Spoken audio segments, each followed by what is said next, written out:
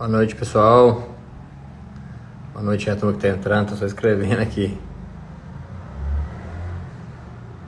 Tudo bem aí? Boa noite, boa noite. Boa noite a todo mundo que tá entrando. Tô fixando um comentário aqui só sobre o tema da live de hoje. Tudo certo aí, pessoal? Boa noite. Obrigado a todo mundo que já tá online com a gente aí. Segunda-feira aqui de um bate-papo, né, de artigos, como a gente já vem fazendo há algum tempo.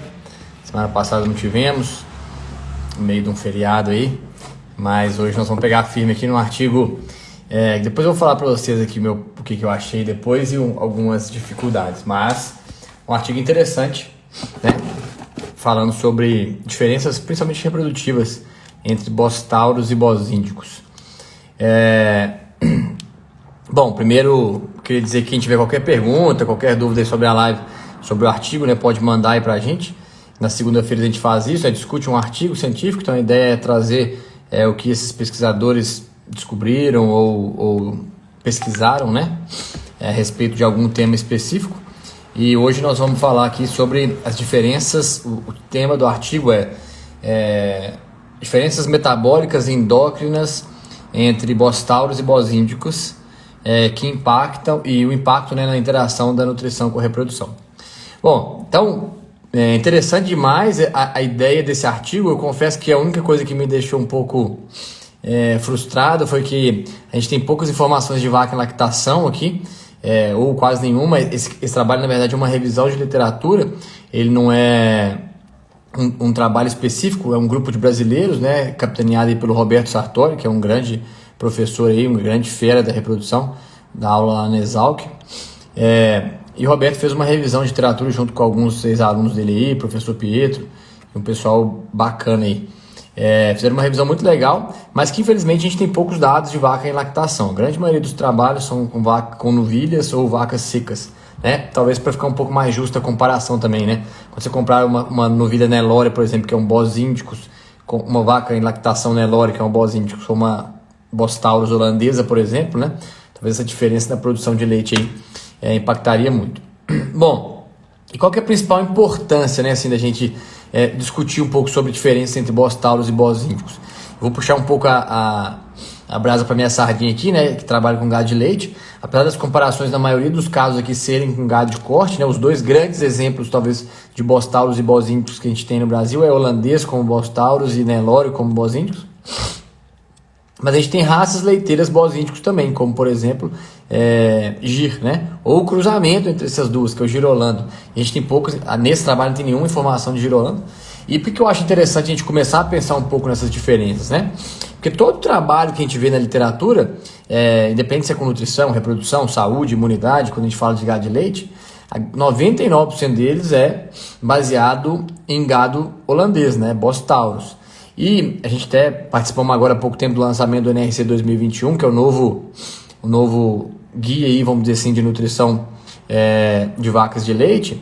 E todas as pesquisas deles são baseadas em gado bostauros, né, e gado holandês.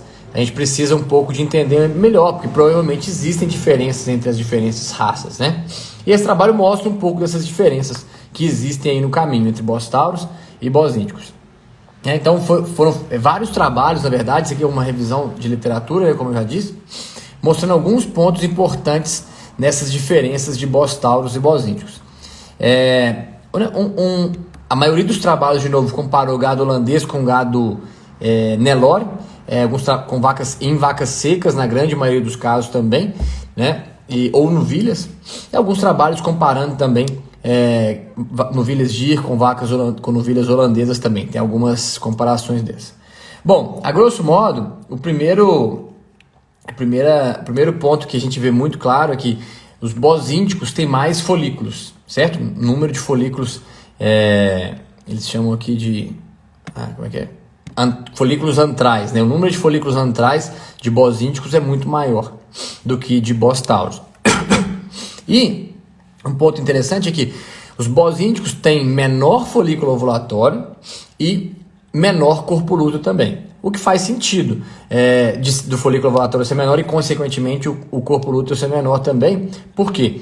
Porque o folículo, existe uma relação muito grande com o folículo ovulatório com o corpo lúteo pós essa ovulação. Então, quanto maior o folículo, normalmente maior o corpo lúteo pós. Então, nesse caso, os os zebuínos, né, os bozíndicos, tiveram menor folículo ovulatório e menor corpo luto também pós-ovulação.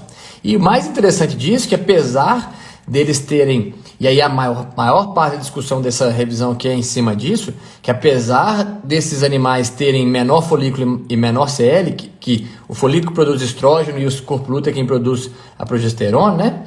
Eles tinham maior estrógeno e maior progesterona circulante do que os animais bostauros. Então, eles teoricamente tinham um folículo menor, tinham um folículo menor, corpo luto menor e tinham uma maior produção de progesterona e de estrógeno. E aí a grande discussão que tem nesse trabalho é se esses animais realmente produziam mais ou se existia uma metabolização hepática desses hormônios, né, pelos bostauros maior, que fazia com que eles não fossem tão, vamos dizer assim, não tivessem a quantidade tão alta aí desses hormônios na circulação, né? Então, essas eram algumas hipóteses. Mas a principal hipótese delas é que provavelmente essas fêmeas taurinas, de alguma maneira, elas metabolizam mais esses hormônios, né? E acabam tendo esse hormônio menos disponível na corrente sanguínea. Fizeram um trabalho bem legal, aplicando uma injeção de benzoato de estradiol e também colocando implante de progesterona, e a gente consegue ver os níveis desses hormônios na circulação, o que dá pra gente o indício de que provavelmente essas vacas, esses animais taurinos têm uma metabolização mais eficiente ou mais rápida desse hormônio, que talvez não seja tão bom, né, para isso, mas consequentemente eles têm menores níveis. Vou mostrar para vocês daqui a pouco essa informação. Outra informação legal que a gente tem aqui é da quantidade de animais. A gente sabe que dentro do ciclo estral, os animais podem, em geral, tem 2 ou 3 ondas de crescimento folicular.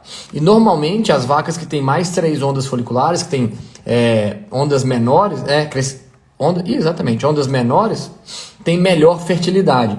E interessante que alguns trabalhos mostraram que, tem um trabalho específico que eles citam aqui, que 80% dos animais Nelore tiveram 3 ondas e 60% só dos animais holandeses tiveram 3 ondas. Então, os animais holandeses, de uma maneira geral, tiveram uma ocorrência maior de 2 ondas do que os animais Nelore.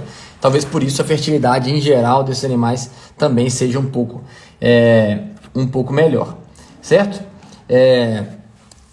Então, um outro ponto interessante, importante desse trabalho, na quantidade de oócitos e embriões produzidos. Então, já é claro para a gente, para quem trabalha com aspiração, quem já faz estágio, ou quem está junto nessa área de aspiração e produção de embriões, o trabalho confirma isso, né? Que os bozíndicos produzem mais oócitos e esses oócitos são mais viáveis e também viram mais embriões, né? Então, eles são mais eficientes e por isso que a gente usa tanto bozíndicos aí nas aspirações foliculares, e usamos menos bostauros nessas aspirações foliculares com menos eficiência, porque esses animais têm uma tendência a produzir menos oócitos e a esses oócitos virarem menos embriões. Interessante, pessoal, é que fizeram alguns testes para ver se a superalimentação, para ver a relação entre nutrição e reprodução, para ver se superalimentando esses animais geraria talvez uma maior metabolização hepática e, consequentemente, uma menor quantidade desses hormônios circulantes. E na maioria dos trabalhos foi visto que isso em novilhas, né? Eles alimentavam elas com 70% a mais que a mantença ou 30% a menos que a mantença, para ver se essa superalimentação faria diferença. E a superalimentação não mostrou tantas diferenças nesses animais. A principal diferença foi se esses animais eram bostauros ou bozíndicos. Essa sempre é a principal diferença. Alguns pontos, mas eu vou mostrar para vocês aqui algumas diferenças nessa tabela aqui. Deixa eu ver? Vê se vocês conseguem enxergar isso. Se alguém puder me dar um joinha se estiver enxergando, vou tentar aumentar um pouco aqui.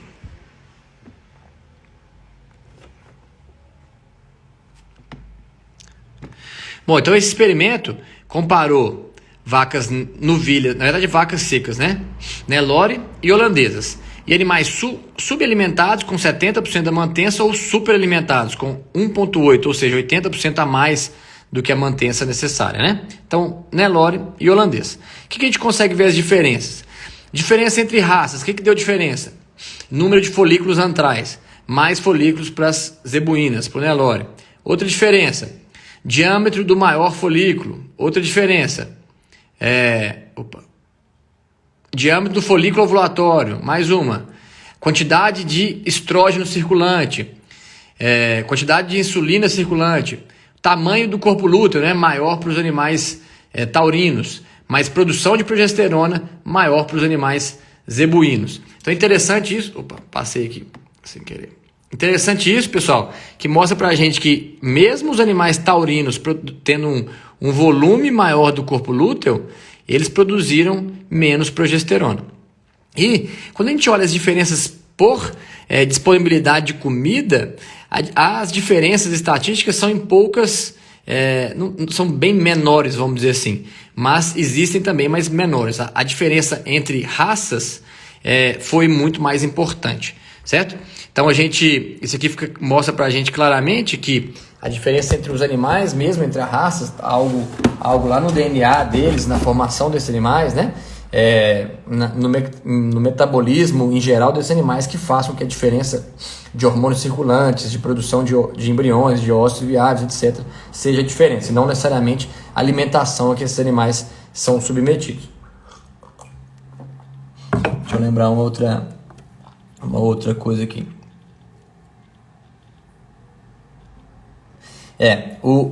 A grande maioria dos trabalhos que avaliou esses animais taurinos foi avaliado o gado holandês. Então talvez a gente não possa extrapolar para todas as raças, mas para gado holandês esse é o comportamento.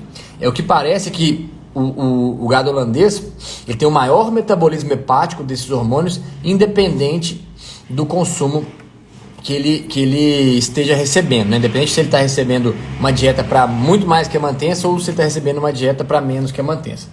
Eu vou mostrar para vocês aqui agora o trabalho que eu falei para vocês. Olha que negócio interessante. Aqui, animais recebendo a mesma dieta, né, obviamente, mas Nelore em branco e em preto holandês, certo? Vacas secas. Olha que interessante isso. Quantidade de estrógeno quando foi aplicado 1 mg de benzoato estradiol, 2 mg de benzoato estradiol ou 4 mg de benzoato estradiol. Então, independente da dose de benzoato utilizada, sempre os animais holandeses tiveram uma quantidade menor circulante de estrógeno, se a gente comparar com os animais Nelore aqui, que são os zebuínos, né? Olha a diferença nessas barras. Ou seja, provavelmente esses animais holandeses têm uma metabolização de alguma maneira desses hormônios e, com isso, apresentam menos quantidade circulante. Olha que legal isso aqui também, né? A quantidade de progesterona circulante depois que colocou um implante de progesterona com a mesma quantidade, né? Todos receberam um implante de progesterona de 1 grama, né? Implante exatamente igual, vacas Nelore e vacas holandesas. O que a gente vê aqui claramente, né? Vacas Nelore tiveram uma quantidade maior de progesterona circulante e vacas holandesas uma menor quantidade de progesterona circulante. Lembrando aqui de novo, pessoal, que essa diferença não aconteceu por uma questão de produção de leite ou consumo de dieta diferente. Esses animais comiam exatamente a mesma coisa, certo? Aqui a única mudança que existia era a raça. Então, uma das coisas que esses autores falam aqui pra gente é que existe um maior metabolismo hepático nas fêmeas holandesas, independente do consumo que elas tenham, certo? Outra coisa interessante que esses autores mostraram é que, eu falei para você já da quantidade de hormônio circulante, independente da quantidade de consumo, né, que foi igual, foi diferente, né, foi a quantidade de hormônio maior nos animais zebuínos, independente da quantidade de consumo que esses animais estavam tendo, o que a gente vê também muito claro aqui nesse trabalho, algumas partes desse trabalho, é que os animais holandeses, independente do consumo, tiveram menor produção de ósseo e menor produção de embriões também, né? E por que isso acontece exatamente, a gente não sabe muito claramente explicar. E tem também alguns trabalhos mostrando que na raça cimental, que é um outro taurino, mas mais destinado a corte, né? Tem também cimental leiteiro, mas mais comum no corte. Essa dinâmica parece ser um pouco diferente, mas segue uma tendência, a grosso modo, nesse mesmo sentido, né? Deixa eu pegar mais alguma coisa importante. Bom, eu acho, pessoal, esse é um trabalho que, na verdade, quando eu escolhi ele, eu fiquei imaginando que a gente ia ter aqui um monte de informação sobre vaca e lactação. Talvez fosse isso que a gente fosse discutir mais, mas infelizmente a gente tem pouquíssimas informações aqui sobre vaca e lactação. Praticamente nenhuma, é muito mais focado em vacas novilhas e vacas secas, né? E o grande resumo desse trabalho é que a quantidade de hormônio circulante é maior em vacas zebuínas de progesterona e estrógeno, mesmo elas tendo um corpo lúteo e folículos menores. O que provavelmente explica isso é uma maior metabolização hepática desses hormônios pelos animais zebuínos, certo? Outro ponto importante é que esses animais zebuínos também produziram mais oócitos e mais embriões viáveis. Certo, turma? Acho que hoje foi bem rapidinho aqui, mas o trabalho tem bastante coisa legal. Mas dá para a gente resumir ele de uma maneira mais fácil aqui, como ele é uma revisão de literatura e uma revisão falando um pouco sobre essas principais diferenças entre animais zebuínos e taurinos. Então, mensagem para casa é exatamente essa, né? A gente, independente do nível alimentar, o que mais influencia realmente é a origem genética desses animais, se eles são taurinos ou zebuínos, na produção de ósseos, na produção de embrião e também na produção e circulação de hormônios, né? Talvez mais para frente, né, o que a gente precisaria pensar é usar talvez doses, protocolos diferentes entre essas duas raças, né? Hoje a gente não diferencia tanto esses dois tipos nem de raças, né, de zebuínos ou de taurinos, mas talvez a gente devesse diferenciar mais. Em gado de leite a gente tende a fazer uma divisão maior por produção de leite, mais do que por raça, né? Então a gente, por exemplo, no meu caso aqui, eu direciono protocolos para vacas de alta produção, independente se ela de protocolos de ETF, né? Depende se ela é taurina ou zebuína, se ela é de alta produção, a gente direciona um tipo de protocolo, se ela é de baixa produção, outro tipo de protocolo. Talvez a gente devesse pensar um pouco mais entre essas diferentes espécies aí. Diferentes espécies, não, desculpa, diferentes raças, né? Não são espécies diferentes.